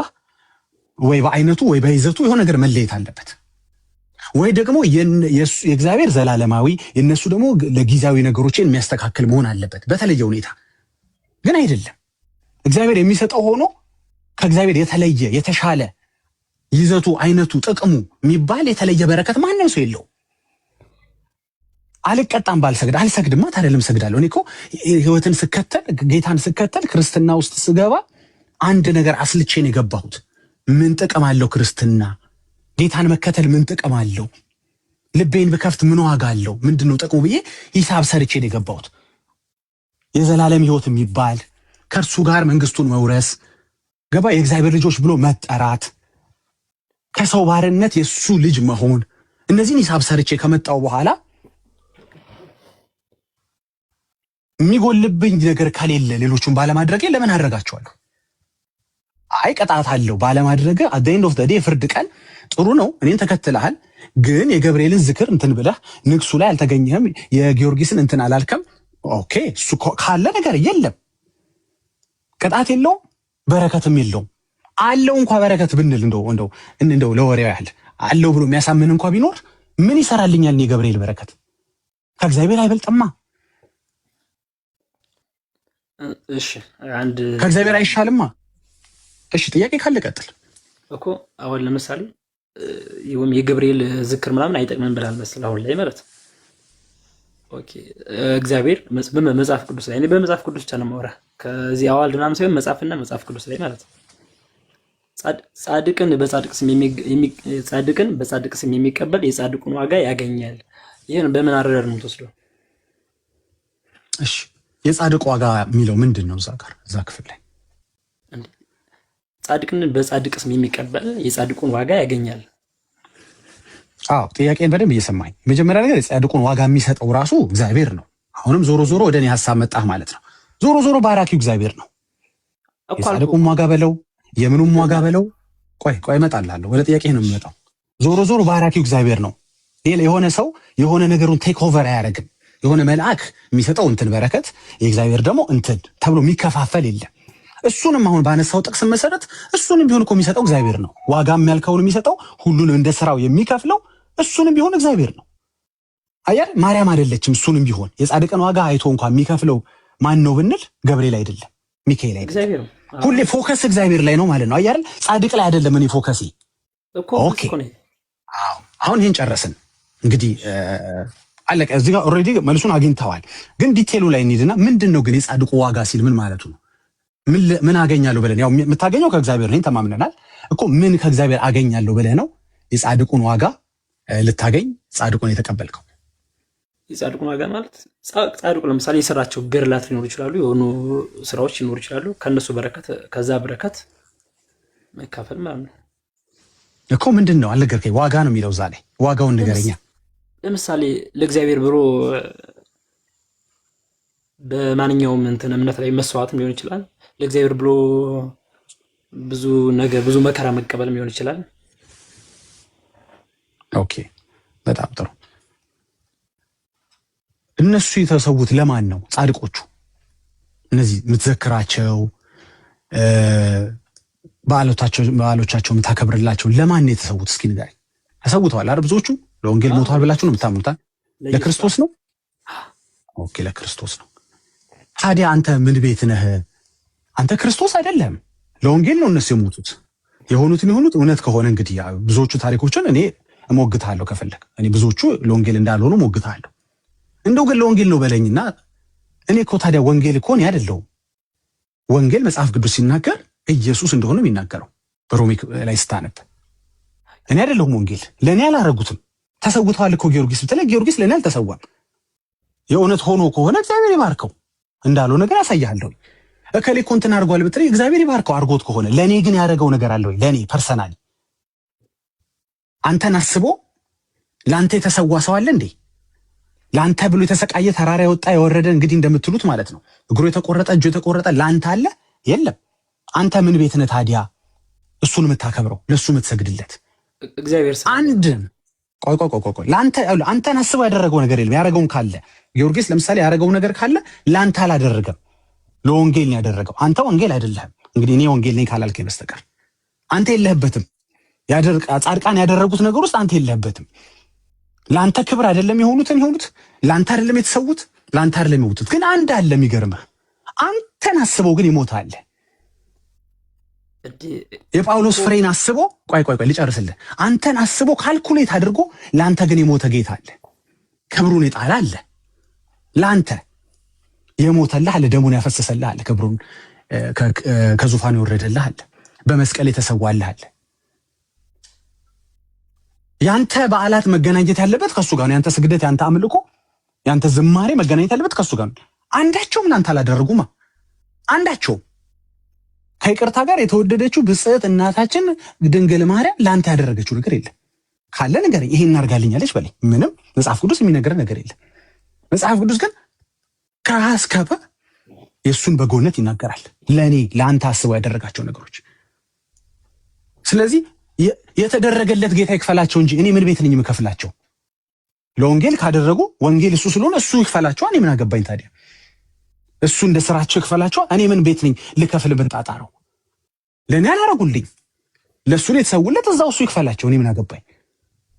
ለእሱ ካልተሰዉ ደግሞ እንደ ስራቸው ዋጋቸውን ይክፈላቸው። ምን ቤት ነህ አንተ? ለአንተ ላልተከፈለልህ በገዳማትና በእንትን በመከራና በስቃይ እኮ ለአንተ አይደለማ። የእውነትም ከሆነ ታሪኩ ምን ቤት ነህ አንተ ለኢየሱስ የምትከፍለው? እሱ ይክፈላቸው እንጂ እሱ ነው እኮ ከፋዩ። መንሹም ያለው በረከቱም ያለው እሱ ጋር ነው። አንተ ምን ቤት ነህ ነው? አሁን እኮ ግራ የገባው ነገር ነው የምታደርጉት ነገር። እሺ ከጨረስክ ልቀጥል መሰለኝ። እሺ ቀጥል። እሺ አሁን ኦርቶዶክሳውያን ሙሉ ያከብራሉ ማለት ለእግዚአብሔር ሲሉ ራሳቸውን ብዙ የጣሉ ብዙ እንትን ያሉ ሰዎችን ያከብራሉ፣ ይወዳሉ። የምታዩት ነገር ነው እናንተ። እና ደግሞ ለምፈልገው ነገር ምንድነው እግዚአብሔር ማለት ጻድቃን እንድናከብር ለነሱ ማለት በነሱ ስም ምጽዋት እንድናረግ ካልፈለገ ለምን ጻድቅን በጻድቅ ስም የሚቀበል የጻድቅን ዋጋ ያገኛል? ይሄን ቃል ለምን ተጠቀመው ነው ዋናው ፖይንቴ ማለት ነው። ኦኬ አስታወስከኝ። ይሄን አልመለስኩልህም ለካ ሌላ ሀሳቦችን እየቀጠልኩ ስለነበረ ነው። ክፍሉን ታውቀዋለህ? የጻድቅን ዋጋ ያገኛል የሚለው ሀሳብ ላይ ምን እየተናገረ ነው? እኛ እናምናለን ባይተዌ ጻድቅን በጻድቅ ስም እንቀበላለን። የጻድቁ ስም ግን ዳጊ አይደለም፣ ከበደ፣ ተሰማ፣ ጊዮርጊስ፣ ሚካኤል አይደለም። አውቃለህ አይደል? ክፍሉ የሚናገረው ሀሳብ ገብቷል? እኛ ወንጌል የሚያገለግሉት እንደምንቀበል ታውቃለህ? አንተስ ትቀበላለህ? ወንጌል የሚያገለግሉት ሰዎችን ወንጌል እንዲያገለግሉ ታግዛቸዋለህ? አዎ ኦፍኮርስ። ወንጌል እንዲያገለግሉ ግን ማገዝ፣ እነሱን መቀበል፣ እነሱን ማስተናገድ ማለት ግን ለእነሱ መስገድ ነው እንዴ? አይደለም። ለምን አትለኝም? ለእኔ አይደለማ ወንጌልን ያገለገሉት ለራሳቸው ነው። ወንጌል ደግሞ እኔ አይደለሁኝም። አዎ አየህ፣ ለእኔ ስላላደረጉ ጎበዝ፣ ለእኔ ስላላደረጉ ለእግዚአብሔር እንዲያደርጉ እቀበላቸዋለሁ፣ አስተናግዳቸዋለሁ፣ በሚያስፈልጋቸው ከእነሱ ጋር እቆማለሁ። ለእኔ አላለም። አዎ ለእግዚአብሔር እንዲያደርጉ ማለት ነው። የወንጌልን ስራ እንዲሰሩ። አንተ የምትሰግድላቸው ግን ሰርተው ኦልሬዲ ሄዱ ያልካቸው ሰዎች ናቸው። በአጸደ ነፍስ ያሉ ናቸው። እንግዲህ አሉ የሉም በኋላ እናወራለን። የሉም እኮ አሁን ወንጌልን ቀጥሉ በርቱ የምትላቸው ሰዎች አይደሉም። የሉም፣ በስጋ የሉም። ለምሳሌ ያሉትን አሁንም አበረታታለሁ። ግን አሁን ጥያቄው ምን መሰለ?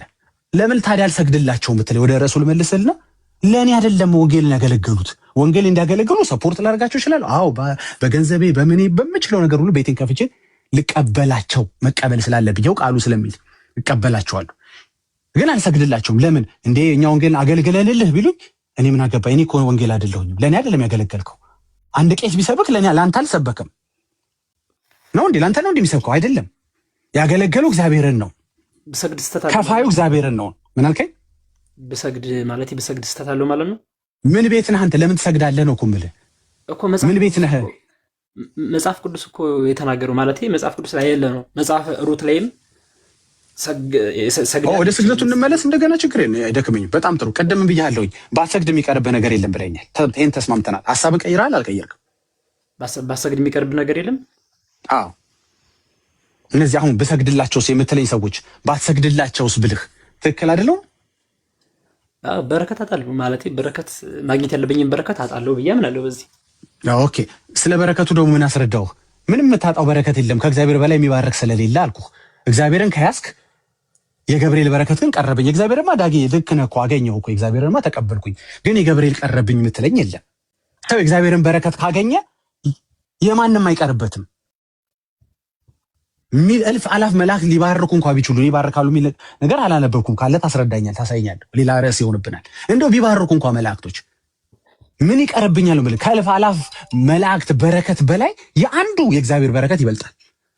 አይ ይቀርብኛል ብለህ የምትሰጋው በረከትም የለም፣ ያገኘኛል ብለህ የምትፈራው ቅጣትም የለም።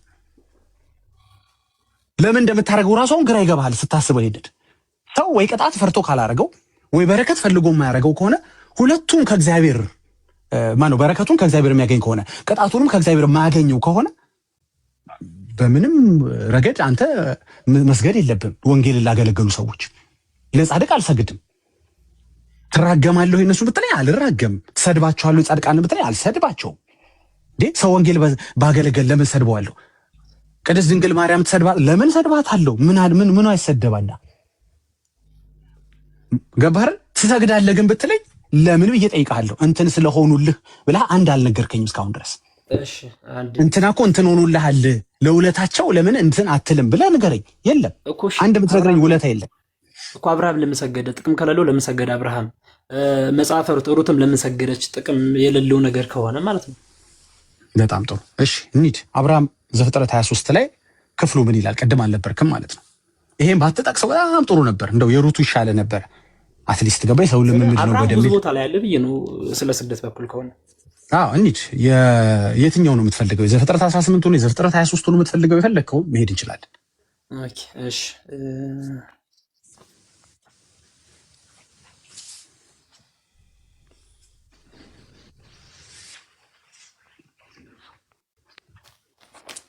ጥያቄው ገብቷችኋል አይደለ? በረከት ባይኖር ኖሮ ለምን ሰገደ? ወይ ቅጣት ባይኖር ኖሮ ለምን አብርሃም ሰገደ ይመስለኛል። እንግዲህ ጥያቄ መቼም የሆነ ምክንያት አለው የሰገደበት ነው። እስቲ ምክንያቱን ሄደን እንመርምር።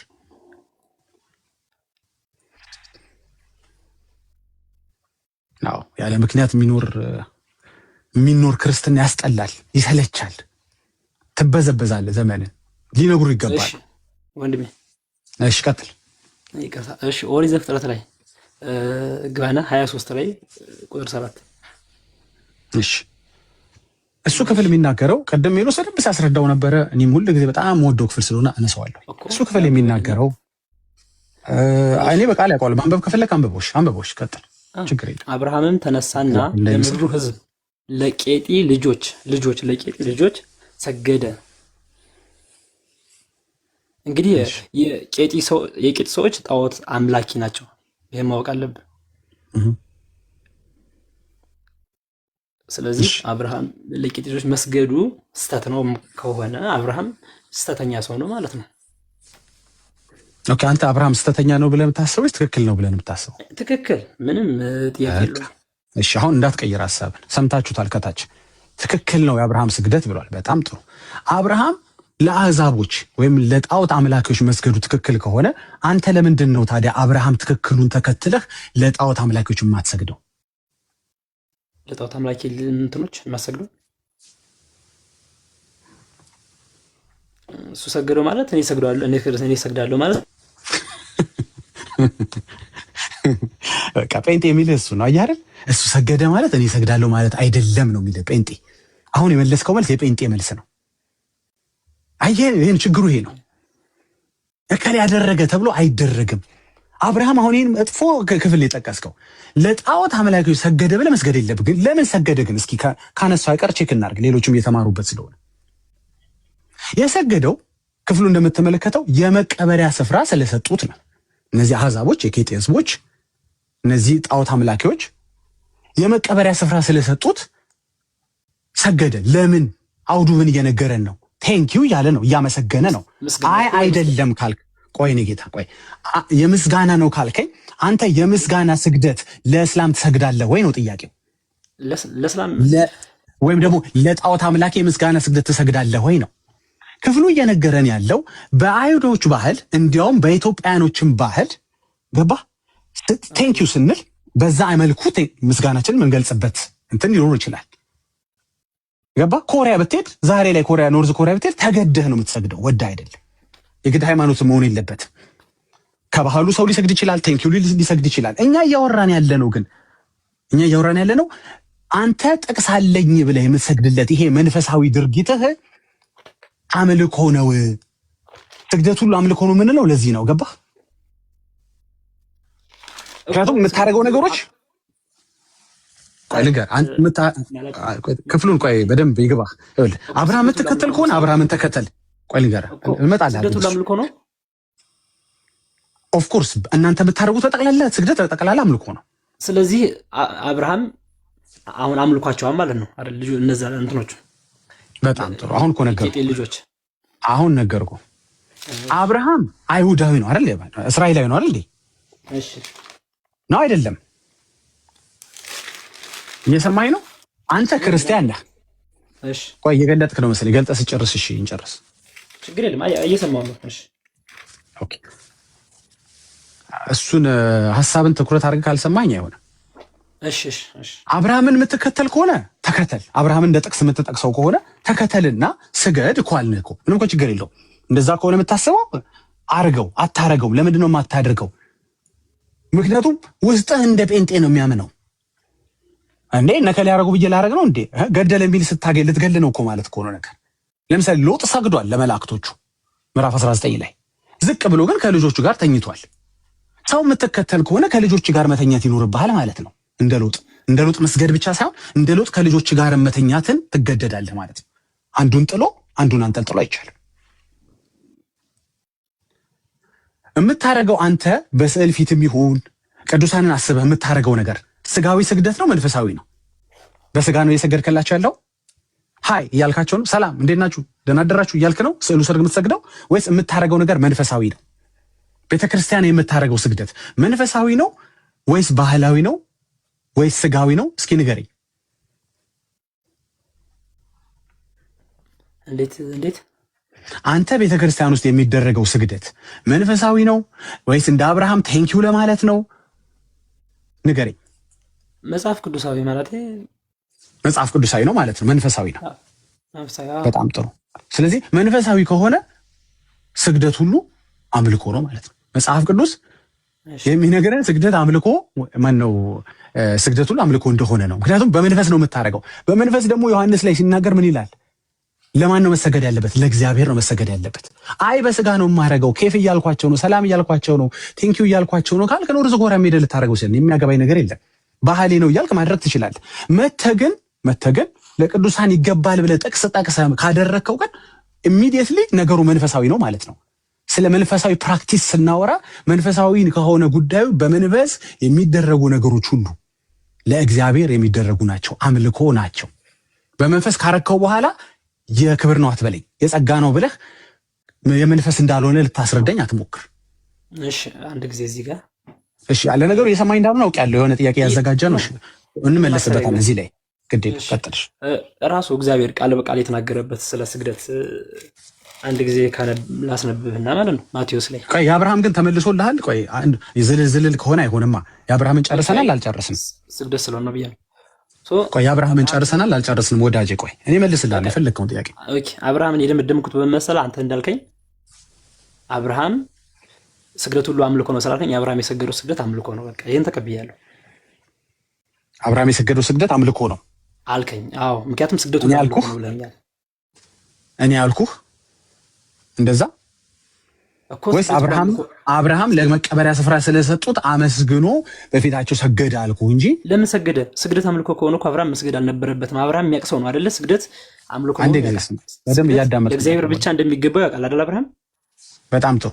ስግደት አምልኮ ቆይ ስማ፣ ስግደት አምልኮ ነው አይደለም ላንተ?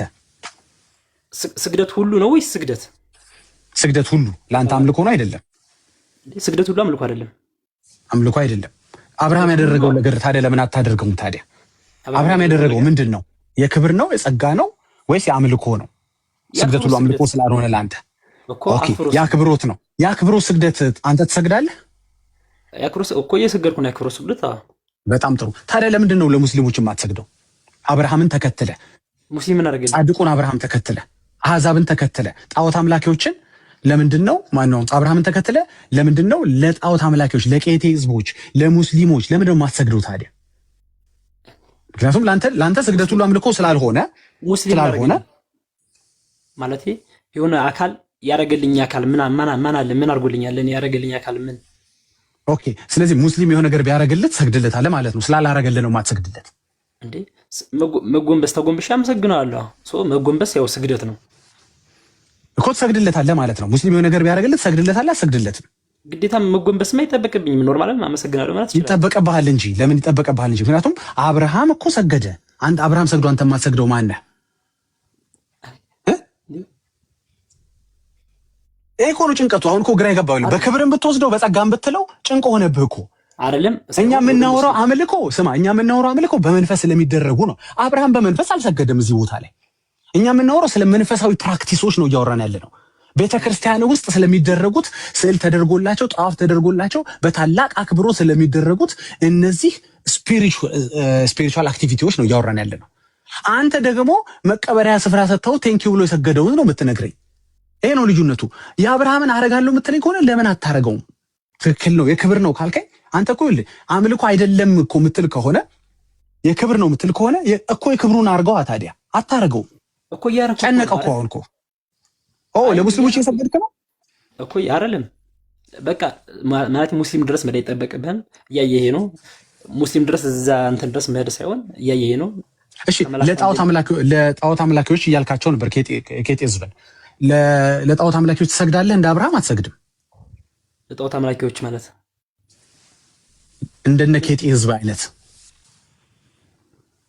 ለምንድን ነው የምሰግዱ? ማለት ምን አድርገው ለኔ ምን ቢያረጉልህ ትሰግዳለህ?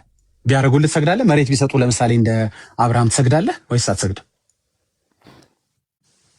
ማለት አሁን አብርሃም ለነዛ ሰገደና ስለዚህ እኔም ሙስሊም እጅ መስገድ እንደዚህ እኮ አይገናኝም እኮ። በቃ አሁን ይሄ ትምህርት ደጋገም ነው እንጂ እዚህ ሰው እንዳናሰለች እንጂ በቃ ተግባብተናል። እከሌ ያደረገ ተብሎ አይደረግም። ምንድን ነው ያደረገው? አውዱ ምንድን ነው ብለህ መፈተሽ አለብህ።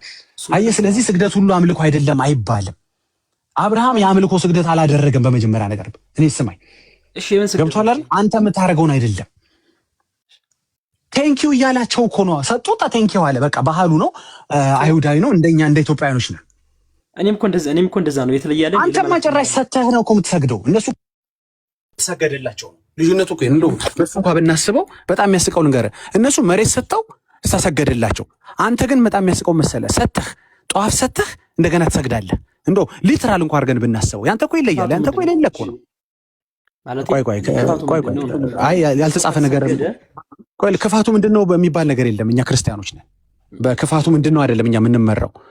ገባ? በአንተ ስሜትና በአንተ እንትን አለ የምንመራው። ያንተ ለየት ያለ ነው የምልህ እኮ። እነሱ አትሊስት መሬት ሰጥተው ለሰጡበት ስግደት ተቀብለዋል።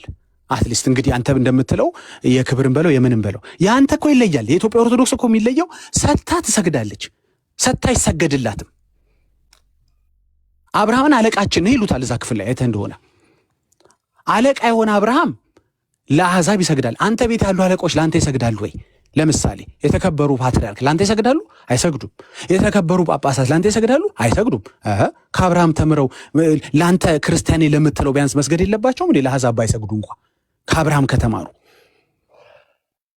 እንደው እንዲች ብለችን ክፍል እንዳትጠቅሳት ነው የምልህ። የሌለ ነገር ነው።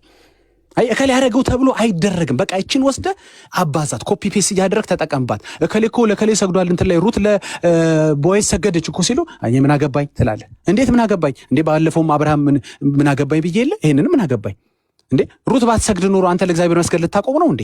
አይደለም። አየህ መመሪያ ሩት አይደለችም ማለት ነው። ህዝቡ ቆይ እኔ ጌታ ቆይ መጽሐፍ ቅዱስ ነው መጽሐፍ ቅዱስ ላይ ተጽፎ ስለተገኘ ታደርገዋለህ? መጽሐፍ ቅዱስ ላይ ተጽፎ አርግ የተባልኩት ነገር ከሆነ አድርጋለሁ። ጎበዝ። ትእዛዝ ከሆነ ነው የምታረገው። ተጽፎ ስላገኘው አይደለም የምታረገው። ገባ አንተ? አለበዚያማ አቤልን ስታገኝ ልትገል ነው ማለት እኮ ነው። አቤሎችን ስታገኝ ገባ? ኢየሱስን ስታገኝ ልትክድ ነው ማለት ልትሸጠው ነው ማለት ነው። ዛሬም ተጽፎ አግኝቻለሁ ብለህ ጎበዝ። ከታዘዝኩ ታዛሃል ወይ ነው እኮ ጥያቄው። ሩት ከሪም የራሷ ጉዳይ ነው። ሩት እኮ እኛ የሚያገባን ነገር የለም።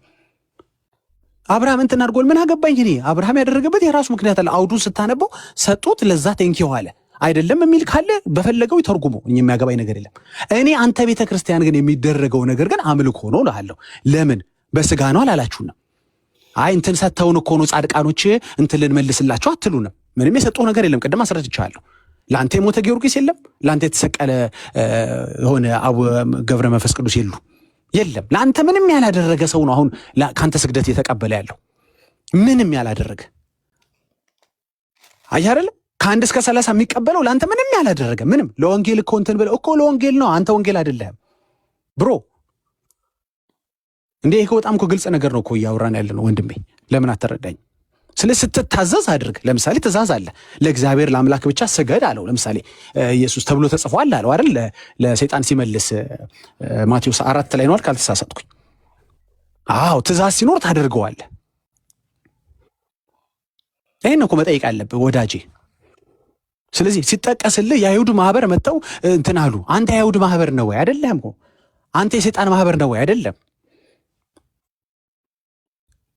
ገባ? ጉዳዩ ውስጥ ኮንቴክስት ውስጥ ራስን የምትከት ከሆነ ብዙ ጣጣ ውስጥ ነው የምትገባው። ወይ የኬጤ ህዝብ መሆን አለብህ፣ ወይ አብርሃም መሆን አለብህ፣ ወይ የሰጠህ መሆን አለብህ፣ ወይ የምትሰግድ መሆን አለብህ። ሰተህም ሰግደህም ብሩ አትችለው። ምን ትጎዳብኛል? እሺ ጥያቄ ካለ የመጨረሻ ልቀበል። ተደጋጋሚ ነገር እያወራን ስለሆነ ኦኬ። ስለዚህ በስግደት በኩል አይደል ዋናው እንትናችን። አዎ አይ የሆነ ጥያቄ ልጠይቅ የሚለው ነው መሰለኝ። ኢንተራፕት አድርጌ ከሆነ አላውቅም። ከጠፋሽ ችግር እግዚአብሔር ቃል በቃል የተናገረበት እንትን አለ። ስግደት ስለ ስግደት ማለት ነው። እሺ ማቴዎስ 18:26 ላይ እግዚአብሔር ታሪክ ነው ይሄ። እግዚአብሔር እየነገራቸው ነው ስለሆነ ሰው ታሪክ ማለት ነው። እዚህ ታሪክ ላይ ሰገደ የሚል አለ። ዕዳውን ስለተወለለት ወይም ስለማረው ዕዳውን ስለተወው በግንባሩ ተደፍቶ መሬት ላይ ለሱ መስገዱ ያሳያል። ስለዚህ እግዚአብሔር ለዚህ ሰው እየሰገደለት ስግደት ክልክል መሆኑን ካወቀ እንዴት ክርስቶስ ይህን ክፍል ሊናገር ይችላል? ነው እግዚአብሔር ራሱ የተናገረው ቃል። በጣም ጥሩ። ይሄ ክፍል በምሳሌ ኢየሱስ እያስተማረ ነው። ልክ ነው? አዎ ልክ ነው። በጣም ጥሩ። አንተ ምን ዕዳ ትተውልህ ነው እየሰገድክ ያለው ለጻድቃኖች?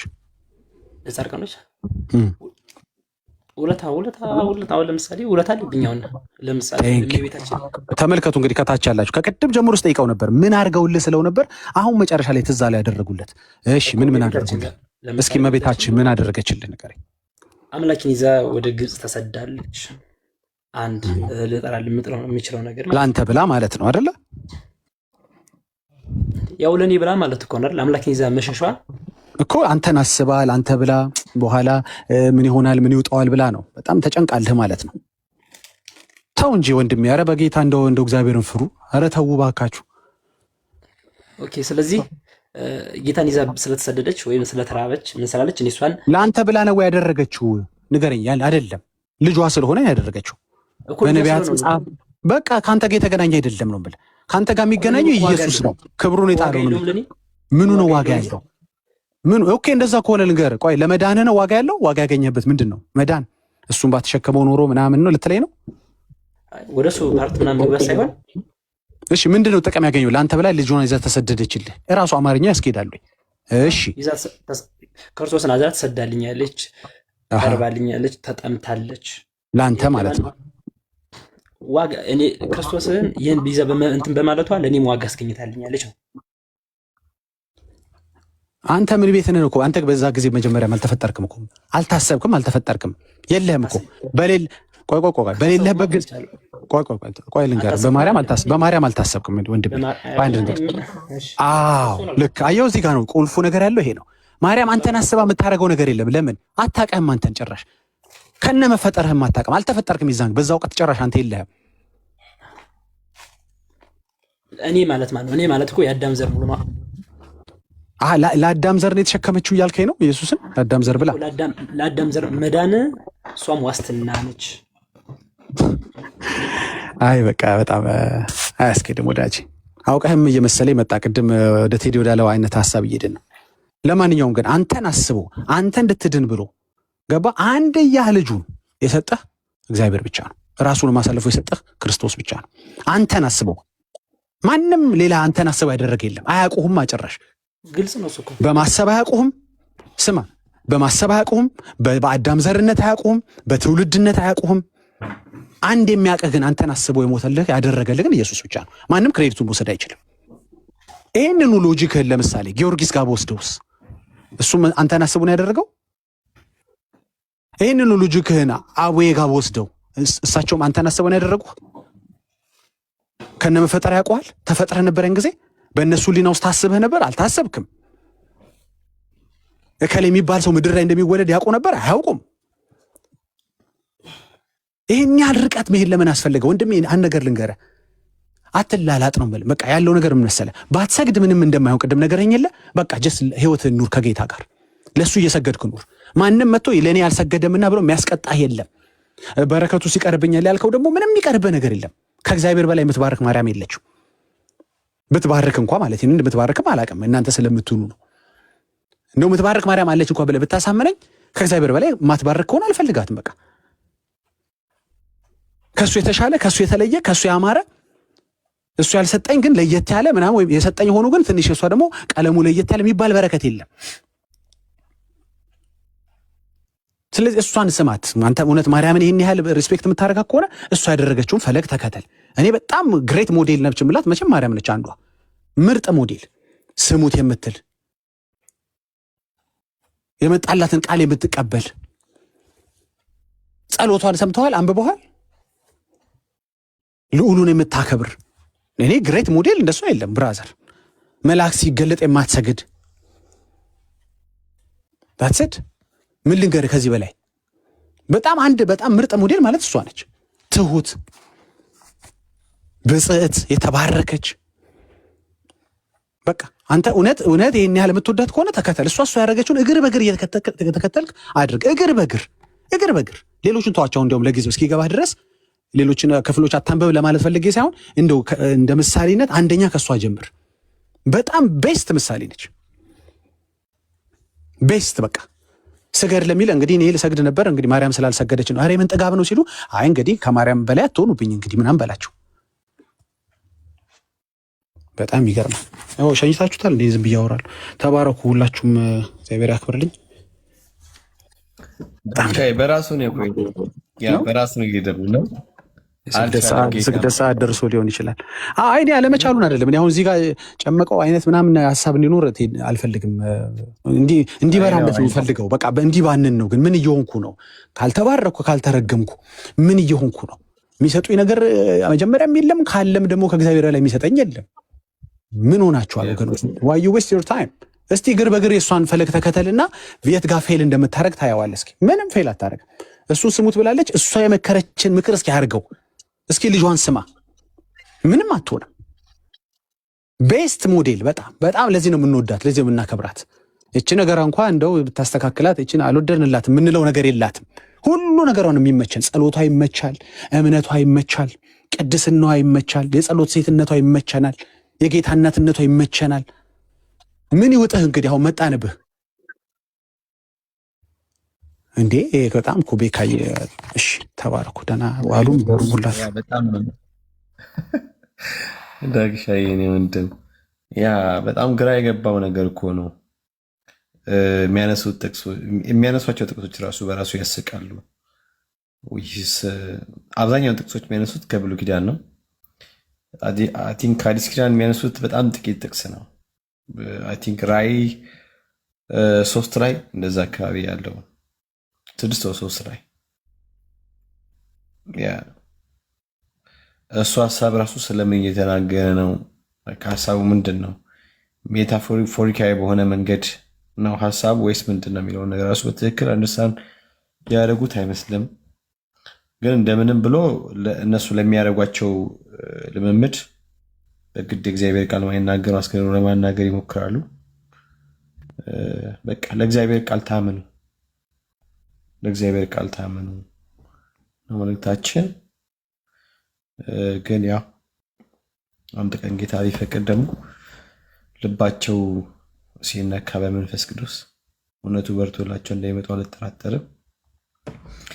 ያ ተባረኩ። ዳግሻይ ስለመጣ ደስ ብሎኛል ስላገኘው አባኩ ከረጅም ጊዜ በኋላ። እንግዲህ ወንጌላችን ይቀጥላል። አሜን። ቤካይ ተባረኩላችሁም። ጋድ ብሌስ ዩ ቴንክ ስለሰጠኝ እድል አመሰግናለሁ። የስንት ጊዜውን ለማካካስ እኮ ነው። ወዳለሁ ወዳጅ። ይቀጥላል እንግዲህ ብዙዎች ነፃ ያወጣሉ በኢየሱስ ስም። ብዙዎች ነፃ ያወጣሉ፣ ከሰው ባርነት ይላቀቃሉ፣ ከፍጡር ባርነት ይላቀቃሉ። ዞር በል አላቀምስም ምስጋኔን የሚል ትውልድ እንዲፈጠር ነው የምናደርገው። አልሰጥም ምስጋኔ የለ ምናምን ታመጣለህ ይለዋል። ገባህ? አልሰግድልም ምን ታመጣለህ? ምን አታስቀጣኝ፣ አትገለኝ ምናምን ገባህ? በረከት ቢሆን እግዚአብሔር አለ የሚባርክ ምንም የማያልቅበት። ስለዚህ ምን ታመጣለህ ብሎ በፍቅር እንደገና ደግሞ በእውቀት የሚሞግት ትውልድ ይነሳል ማለት ነው። ምስጋና ስጠኝ የሚል አምልኮ ስጠኝ የሚል አላቀምስም የሚል ትውልድ ከእግዚአብሔር ውጭ አልሰጥም፣ ምንም አታመጣም። ምንም ከ1 እስከ 30 የደረደርካቸውን ባላረግ ምንም አታመጣም። ምንም መጽሐፍ ቅዱሳዊ እንትንም የለህም፣ ድጋፍ የለህም። ሁለተኛ ደግሞ ከእግዚአብሔር የበለጠ ወዳጅ አልፈልግም፣ አማላጅ አልፈልግም፣ አቅራቢ አስታራቂ አልፈልግም። እሱም ማያስታርቀኝ የቀረ ጉዳይ አንተ እንዴ ይፈጥናል አላለኝም? ቅድም ይፈጥናልና ተሰደደችልን ያለኝ በጣም አዲስ ሰምቼው ማለቀው ነው። የት ታቀና ነው የምትሰደድልህ አንተን? የት እከሌ ብላ በላቸው አየለ ብላ የት ታውቃለች? አታውቅም ወይ? እግዚአብሔር አርኳ እኔ አሁን ታውቃለህ፣ መለኮትነቷን እያመኑ በደንብ እየመጡ ነው። ታውቃለህ፣ ቀስ እያሉ እኮ ተሳስተው አየህ፣ በእሷ ህሊና ዳጊ ታስበው ይኖሩ እንደነበረውን ለማሰብ ጀምረዋል ማለት ነው። ከፍጥረት ጀምሮ ከፍጥረትም በፊት አየህ፣ ይሄ ነገር እኮ ሳያስቡት ከአምላክነት ጋር አለካክተዋታል ማለት ነው። እንግዲህ አንተን ነገር አስባ ገና ሳትወለድ ካደረገች እቺ ሰው አይደለችም፣ ፍጡር አይደለችም። አናቃትም። ችን ማርያም እኛ አናቃትም። እኛ የምናቃት የተወደደችውን የጌታን ብጽዕቷን እናቱን ብቻ ነው፣ እናታችን ብቻ ነው የምናውቀው። እችኛዋን እኔ ከእግዚአብሔር እኩል የምታውቀዋን ማርያም እኔ አላቃትም። ለእኔ የተሰደደችልኝ ይለኛል እንዴ?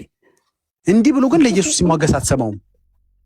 ለእኔ እንትን ይሆንክልኝ ግን ሲል አትሰማውም። ግን እሱን ፊቱ ላይ ድቅን የሚልበት የጻድቁ ከሌ እንትን ውለታቸው ምን ይላል? ምን ውለታ? ምንም ለአንተ ያደረጉት የለም። እንደው አድርገውም ከሆነ ምንም አያውቁም ጭራሽ። ከነመፈጠርህም ግን ከነመፈጠርህም የሚያቅህ ሳትፈጠርም የሚያቅህ ከተፈጠርክም በኋላ የሚያቅህ ቆይ ልብውትለት ብሎ አንተን አስቦ ካልኩሌት አድርጎ የመጣልህ ግን ኢየሱስ ነው። ባለውለታ ኢየሱስ ነው። አንተን ደሙ ሲፈስ የኮ ለከሌ ነው ያለ ይሞታል። አንተ ውለታ አለብህ የሱ። እነሱ ለወንጌል ያደረጉትን እግዚአብሔር ሸልማቸዋል። እኛ ምን አገባን እንዴ? እኔ የሰው ዕዳ የምከፍልበት እግዚአብሔር ነው እኮ ባለዕዳ። እሱ ደግሞ ባለዕዳ አይሆንም። ታውቃለህ፣ ይከፍላል። ታውቃለህ፣ አመፀኛ አይደለም እግዚአብሔር። እግዚአብሔር ነው የሚከፍላቸው። እኔ ምን አገባኝ እንዴ? አሁን እኮ ምን ማለት እንደሆነ ታውቃለህ? አንተ ቤት መጥቶ ያንተን ቤት አጽድቶ እኔ ቤት መጥቶ ደሞዝ እኮ እንደመጠየቅ ነው፣ ስግደት መጠየቅ። እንዴ እኔ ምን አገባኝ ነው የምልህ። ሰውየውን እንዴ እዛው ቤካን ቤት አይደለ ያጸዳኸው የለፋኸው ለቤካ ቤት ነው። እዛው ሄደህ ጠይቅ። ለእግዚአብሔር ከለፋ እግዚአብሔር ይክፈልህ። ጻድቁ ከሌ እዛው እግዚአብሔር ይክፈልህ። ባይሆን አራያነት ጥሩነት ካለ አራያነትን እከተላለሁ። ወይ ደግሞ አሁን በሚቀጥለው ለአራያነት ነው የምትሰግደው ብላችሁ ነው ሲጨንቃችሁ ማለት ነው እንጂ ሌላ ምንም የለም። ውለታ ምንም የለብኝም። እኔ ሰው ውለታ የለብኝም። አንድም ሰው መስቀል ላይ ለኔ አልተንጠለጠለም። በግራም በቀኝም ያሉት በራሳቸው ወንጀል የተንጠለጠሉት ማንም በቃ እኔ ግን አንተ እንደዚህ ያረኩ የኔ ውለታ ረሳሁ አይደለ ምናምን የሚል የለም። እንደዛ ተሰድቤና ተተፍቼ ምንም ይሆንልኝ አንድ ሰው አንድ እኮ ነው የምልህ። እንዳማራችሁ ይቀራል። ኢየሱስ ብቻ ይገባዋል የኔ ምስጋና የኔ ስግደት። ተባረኩ። ባባይ